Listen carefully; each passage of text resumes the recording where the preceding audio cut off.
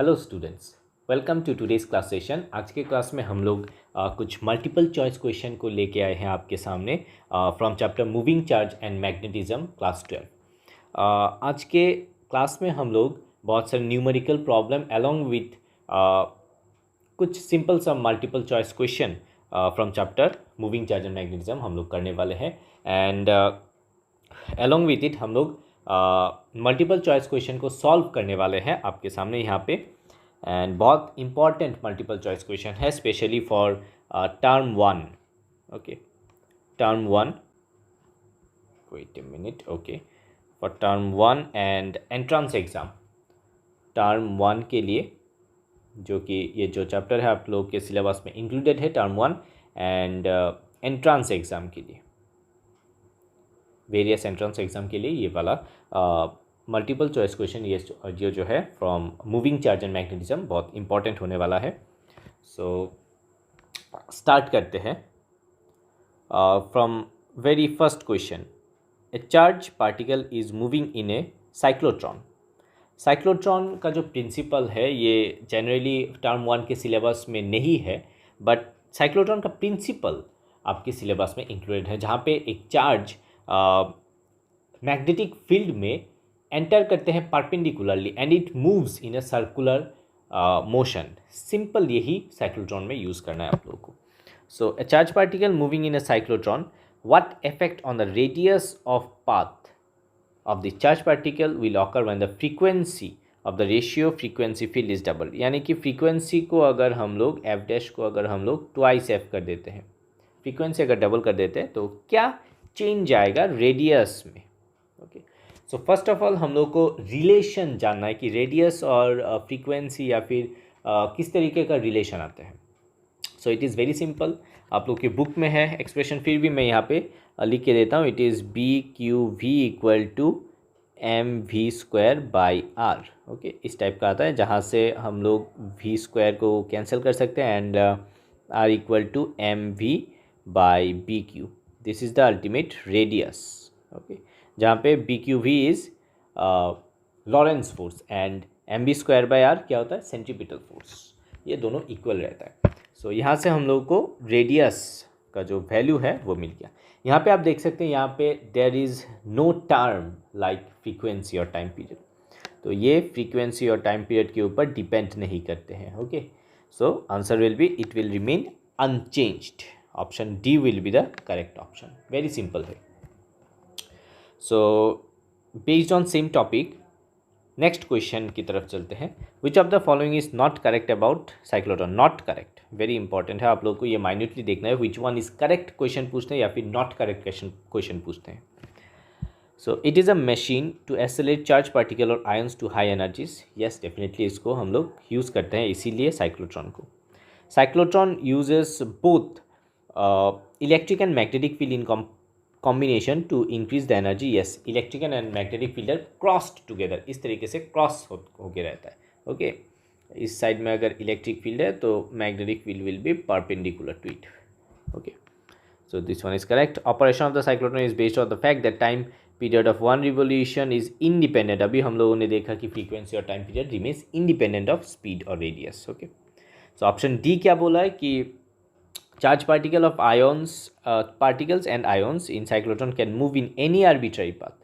Actually any arbitrary path में नहीं होता, ये एक्चुअली स्पाइरल पाथ फॉलो करता है इस तरीके से। ओके, सो ऑप्शन डी हो जाएगा incorrect option. So move on to the next question, question number 3। If an electron is moving with velocity v produces a magnetic field b, then direction of magnetic field किस तरीके से होगा। Direction of magnetic field is always remains perpendicular to velocity. Suppose एक electron या फिर charge particle move कर रहा है, electron. Okay, so velocity with velocity v, जो मैग्नेटिक फील्ड होगा it will always be perpendicular to the direction of velocity. So option C आ जाएगा correct option. Very simple question है, based on very conceptual based है। चलिए next question की तरफ। Question number 4। Current flows through uniform square frames shown in figure. 4 option दिया गया है। In which case magnetic field at the center of the frame is not zero. Not zero बोला है, किस में जीरो नहीं होगा। सो ऑप्शन ए को देखते हैं, it will be, option A जो होगा इट विल बी 0 होगा सेंटर पे, बिकॉज इस डायरेक्शन में करंट फ्लो होगा, इस डायरेक्शन में होगा, इस डायरेक्शन में होगा और इस डायरेक्शन में होगा, तो ये और ये ऑपोजिट डायरेक्शन में it will cancel out and this are in opposite direction, so it will cancel out. Option B को देखते हैं, सिमिलरली इस तरीके से जाएगा और इस तरीके से जाएगा, so again it will cancel out. Option C में क्या होगा कि ये जो करंट है ये इस तरीके से जाएगा और उसके बाद इस डायरेक्शन में, इस डायरेक्शन में, इस डायरेक्शन में जाएगा, so there it will not be zero. Option C will be the correct option, because ये जो फ्रेम है, फ्रेम के अंदर मैग्नेटिक फील्ड जो है इसके लिए सेंटर में इनटू द पेज हो जाएगा। ओके, सो क्रॉस दे देते हैं इनटू द पेज, इस डायरेक्शन में क्रॉस इनटू द पेज हो जाएगा। Okay, so very important question था based on direction of magnetic field, so option C यहाँ पे करेक्ट ऑप्शन है। नेक्स्ट क्वेश्चन की तरफ चलते हैं। Ampere circuital law, Ampere circuital law में क्या बोला है कि closed line integration of B dot D L equal to mu not I enclosed. So H dot D L यहाँ पे ये वाला पोर्शन नहीं होगा, सो सी ऑप्शन में भी नहीं होगा, जे का कोई मेंशन नहीं है, option B will be the correct option. Okay, यहाँ पे जे दिया है, so B dot D L equal to mu not I enclosed. Next question, two identical current carrying coaxial loop, okay, carrying current I in opposite sense. A simple empirical loop pass through both of them once, calling loop C. Then which of the statement is correct? Coaxial loops means इस तरीके से coaxial loops, okay, carrying current I in opposite sense, एक में इस direction में और एक में इस डायरेक्शन में, so calling the loop as C in which statement. तो अगर हम लोग एक लूप ले लेते हैं, this is C, okay, this loop is C, या फिर एम्पेरिकल लूप हम लोग अगर कंसिडर करेंगे तो फर्स्ट ऑप्शन क्या है, विच of the statement is correct, कौन सा स्टेटमेंट करेक्ट है यहाँ पे बोले गए हैं, पूछे गए हैं actually. So B dot D L equal to plus minus two mu not I, कहाँ से प्लस माइनस टू आ गया मुझे नहीं पता, so option A will be incorrect. Option B को देखते हैं, value of B dot D L is independent of sense of C. Definitely ये जो सी है आइदर ये सर्कुलर हो सकता है, इलिप्टिकल हो सकता है, कोई भी शेप हो सकता है, बट ये एनक्लोज्ड होना चाहिए, must be enclosed, shape independent, यहाँ पे शेप का कोई सेंस मेक नहीं करता है, so option B will be the correct option. Okay, at point C B and D L are parallel, B and D L are parallel, ये हो भी सकता है, नहीं भी हो सकता है, okay, there may be angle, because इसीलिए तो बी डॉट डी एल आता है, okay, B dot D L इसीलिए आता है, सो यहाँ पे अगर एंगल आता है तो B D L cos theta इस तरीके से आ जाएगा, सो ऑलवेज पैरेलल जो होता है ये इनकरेक्ट है। ओके, सो 6 का ऑप्शन बी हो जाएगा। नेक्स्ट 7, ओह ये जो क्वेश्चन ये नीट 2021 में पूछे गए हैं, ये क्वेश्चन नीट 2021 का एक सिंपल सा इजी क्वेश्चन है जो स्पेशली जो है ये एनसीईआरटी बुक से मेनली पूछे गए हैं। ओके, अगर आप लोग एनसीईआरटी बुक पढ़ते हैं तो ये डेफिनेटली आप लोग आंसर कर पाएंगे। चलिए नेक्स्ट इसको हम लोग सॉल्व करते हैं। यहाँ पे क्या बोला है कि करेक्ट प्लॉट किसका है, magnetic field versus distance centre of the wire से। ओके, सो सपोज इस तरीके से हम लोग ड्रॉ कर लेते हैं, ये एक वायर है, ये एक्चुअली इस टाइप का होगा वायर, सिलिंड्रिकल वायर, और ये सेंटर है ओ। तो अगर हम लोग बाहर एक एम्पेरिकल लूप पकड़ लेते हैं ऑफ रेडियस आर से आर, और इसका जो रेडियस है ये कैपिटल आर है, तो B outside dot D L means 2 pi R equal to mu not I, so B nought equal to mu not I by 2 pi R. Very simple, जहाँ पे क्या होता है कि magnetic field inversely proportional to R, यहाँ पे are, so outside इस तरीके का शेप होगा जहाँ पे B inversely proportional to R. Okay, so inside the field किस तरीके से हम लोग निकालते हैं, या फिर ऑप्शन में ये भी पूछ सकते, या फिर क्वेश्चन में ये भी पूछ सकते हैं कि magnetic field inside the wire कितना हो जाएगा। सो इसके लिए हम लोग क्या कर सकते हैं, एक इस जगह पे हम लोग एक empirical loop of radius R draw कर लेते हैं। ओके, सो ये जो पोर्शन है, रेड कलर का जो पोर्शन है, इसके अंदर करंट कितना होगा? डेफिनेटली आई नहीं होगा। सो यहाँ पे करंट डेंसिटी हम लोग को पकड़ना होगा। It is I dash by, हाँ, एरिया कितना होगा? Pi R square. So I dash equal to J into pi R square. Okay, so इसको हम लोग यहाँ पे यूज़ करना होगा।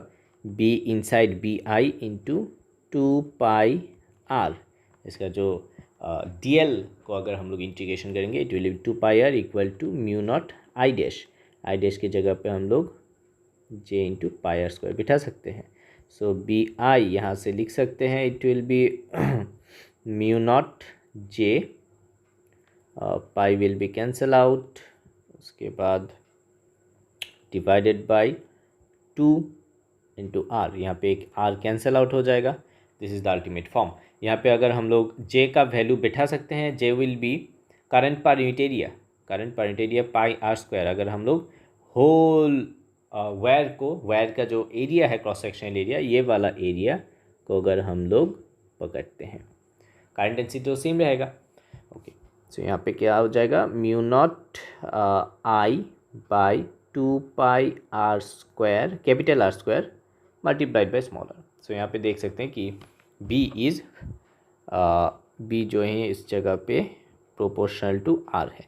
सो ऑप्शन बी यहाँ पे डेफिनेटली करेक्ट ऑप्शन हो जाएगा। वेरी सिंपल सा न्यूमेरिकल है, बट ये इस एक्सप्रेशन को आप लोगों को याद रखना है, बिकॉज इस एक्सप्रेशन से न्यूमेरिकल प्रॉब्लम या फिर डायरेक्ट क्वेश्चन पूछ सकते हैं, ऑप्शन में दे सकते हैं।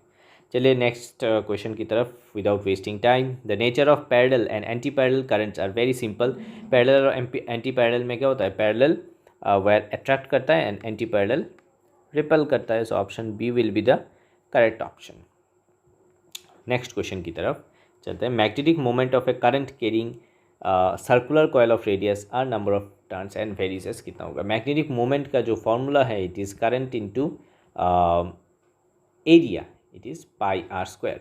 सो यहाँ पे आर स्क्वायर के फॉर्म में वेरी करेगा। So option D will be the correct option. हाँ, next question, short bar magnet first में ही यहाँ पे क्वेश्चन में पूछे गए हैं कि short bar magnet has magnetic moment इतना, मैग्नेटिक मोमेंट यहाँ पे दिया गया है दिस। सो मैग्नेटिक मोमेंट को लेकर जो मैग्नेटिक फार्मूला है, mu nought by 4 pi, just like electrostatics का ही फार्मूला है, 1/4 pi epsilon 2p by R cube. यहाँ पे आ जाएगा 2m by R cube. Okay, so mu nought by 4 pi का वैल्यू होता है 10⁻⁷ multiplied by twice into M. 2 into M कितना हो जाएगा? 0.65 multiplied by R cube 0.08। Okay, 8 centimetre को हम लोग मीटर में कन्वर्ट करेंगे। So this will be the ultimate. इसको अगर हम लोग सॉल्व करेंगे, it will comes out like 2.5 into 10⁻⁴ tesla. So यहाँ पे बहुत सारा ऑप्शन है एक्चुअली। अगर हम लोग एक बार मैग्नेट यहाँ पे ड्रॉ करते हैं कुछ इस तरीके से, सपोज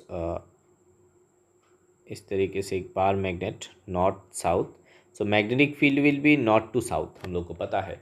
एंड मैग्नेटिक जो मोमेंट है, जो इसका जो मैग्नेटिक मोमेंट है एट द सेंटर से, मैग्नेटिक मोमेंट का डायरेक्शन ऑलवेज ऑपोजिट होता है, south to north. So option हो जाएगा SN डायरेक्शन। सो ऑप्शन यहाँ पे ऑप्शन बी मैच हो रहा है, option B will be the correct option. चलिए नेक्स्ट क्वेश्चन की तरफ। Question number 11। A current carrying loop is placed in a uniform magnetic field. Torque acting on it does not depend upon, क्या हो जाएगा? Torque जो है किसके ऊपर डिपेंड नहीं करता है। Okay, area of the loop, value of current, magnetic field. So first of all आप लोग को टॉर्क का जो फॉर्मूला है ये आप लोग को याद रखना है। It is NBIA cos theta. Okay, NBIA या फिर बिना cos theta.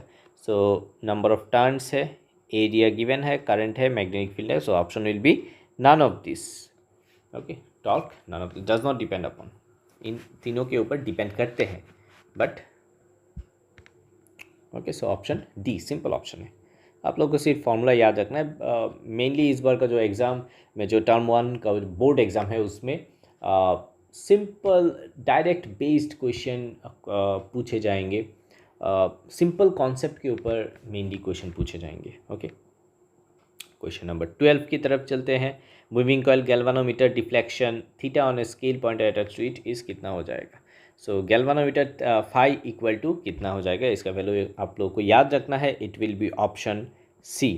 Okay, NBIA divided by K, torque divided by K. K में स्प्रिंग कांस्टेंट होता है। ओके, सो नेक्स्ट क्वेश्चन की तरफ मूव करते हैं। 13 moving coil galvanometer can be converted into ammeter by, क्या हो जाएगा?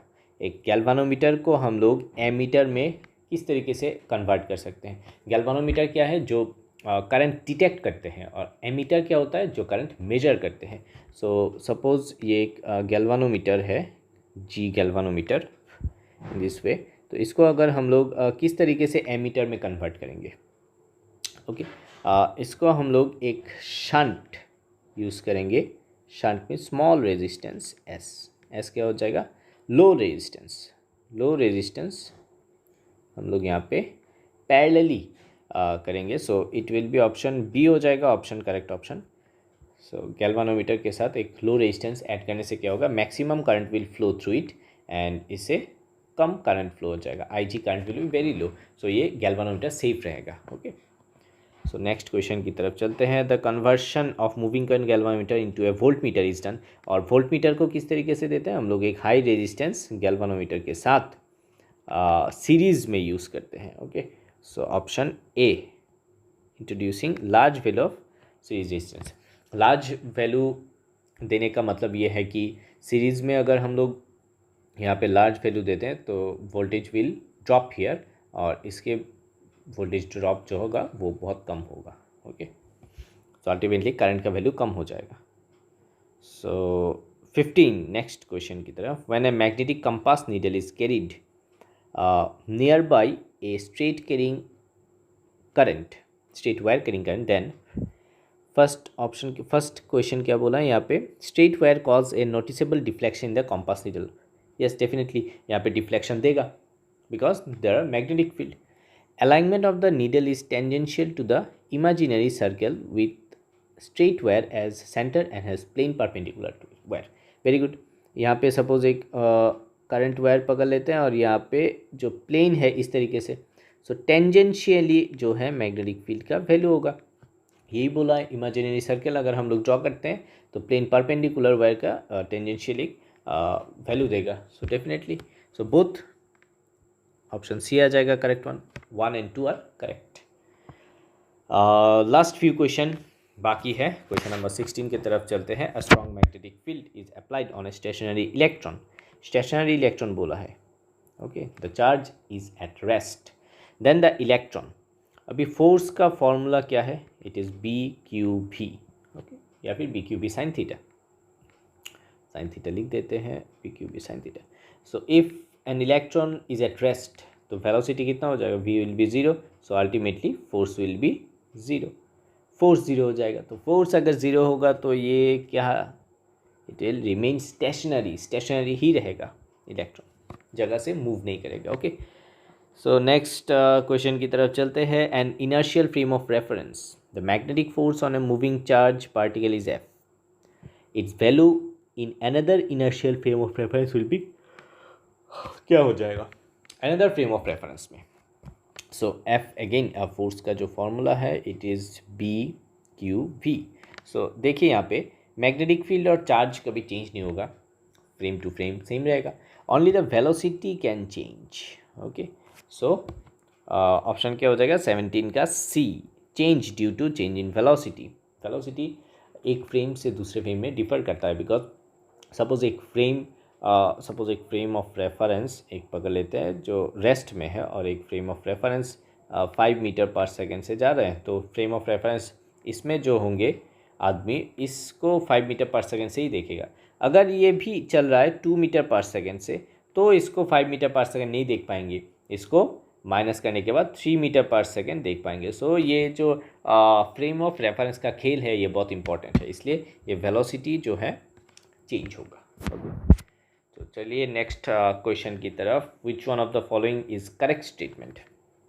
करेक्ट स्टेटमेंट बोला है. और मैग्नेटिक फोर्स यहाँ पे न्यूटन थर्ड लॉ दिया है कि बेस पे. यहाँ पे ऑप्शन देख के आप लोग बोल सकते हैं कि मैग्नेटिक फोर्स जो है न्यूटन थर्ड लॉ जनरली ओबे नहीं करता है. Okay, because Newton third law कब ओबे करता है. Newton third law classical word में, classical mechanics, dynamics, sorry mechanics and kinematics part में मेनली ये फॉलो करते हैं. सो यहाँ पे मैग्नेटिक पार्ट में ये फॉलो नहीं करेगा. सो करेक्ट स्टेटमेंट क्या हो जाएगा. Correct statement will be B, do not obey Newton third law. अच्छा, यहाँ पे हाई करंट जब फ्लो होगा, जब ये सपोज टू वायर से हाई करंट के बीच जो फोर्स होगा, अट्रैक्टिव फोर्स जो होगा, दैट मीन्स ये न्यूटन के साथ हम लोग कंपेयर कर सकते हैं. वहाँ पे ओबे कर सकता है third law, equal and opposite force ये सब कर सकता है. बट इन जनरल केस में न्यूटन थर्ड लॉ वैलिड नहीं होता मैग्नेटिक फोर्स में. ओके, तो option B correct option. Next question की तरफ चलते हैं. Question number 19. Charge particle is moving on a circular path with velocity v in a uniform magnetic field B. Okay, if its velocity of a charge particle is double, वही first वाला जो हम लोग किए थे साइक्लोट्रॉन वाला part, same. Velocity को क्या किया, वेलोसिटी को डबल कर दिया. Okay, and strength of magnetic field is halved, strength half कर दिया. So then the radius becomes कितना हो जाएगा. सो रेडियस का हम लोग का पता है कि M V by B Q, जो हम लोगों ने फर्स्ट वीडियो के फर्स्ट क्वेश्चन में हम लोग इसको डिराइव किया था सिंपली. सो यहाँ पे आप देख सकते हैं, अगर हम लोग v को ट्वाइस v कर देते हैं, twice M V, and magnetic field को हाफ, यानी कि b by two, it will be 2 into हो जाएगा इंटू क्यू. सो यहाँ पे 4 टाइम्स हो रहा है. So it will be 4 times. Okay, so 4 times will be the correct option. So यहाँ पे लास्ट क्वेश्चन की तरफ हम लोग चलते हैं. Two a particle, it will be alpha particle. Two alpha particle have ratio of the velocity 3:1. The move in a circular path, ratio of radii कितना हो जाएगा. अभी वेलोसिटी अगर r प्रोपोर्शनल टू v है, सो वेलोसिटी का ratio अगर 3:2 होता है, तो रेडियस का रेशियो भी 3:2 ही होगा, because it is directly proportional होता है. सो आंसर हो जाएगा 3:2. आप लोगों को सिर्फ ये जो एक्सप्रेशन है, इस एक्सप्रेशन को आप लोगों को याद रखना है. ओके, तो बाकी काम बन जाएगा. So I hope magnetic charge and magnetism, moving charge and magnetism जो पार्ट है, इस पार्ट से बहुत सारे न्यूमेरिकल प्रॉब्लम हम लोग सॉल्व किए हैं. एंड अगर फिर भी आप लोग कोई डाउट रहता है, तो आप लोग डेफिनेटली कमेंट कर सकते हैं क्वेश्चन नंबर दे के कि इस वाला पॉइंट में, इस वाला पार्ट में हम लोग को डाउट है. आप लोग थोड़ा स्पेसिफाई होके डाउट को क्लियर कीजिएगा. Okay, so with that all the very best for your upcoming exam, and thank you very much.